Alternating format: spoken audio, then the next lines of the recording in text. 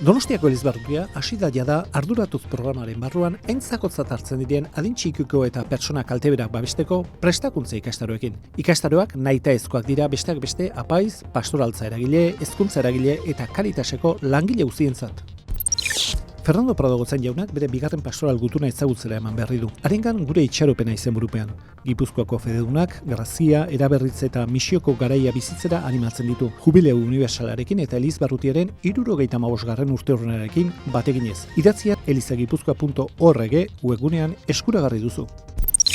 Elizari laguntzen dion Gipuzkoar kopurua nabarmen igo da 2023ko errenta kanpainan. Iazkoarekin alderatuz 3,47 gehiago egin du gorantz. Eskerrik asko zure ekarpenarengatik.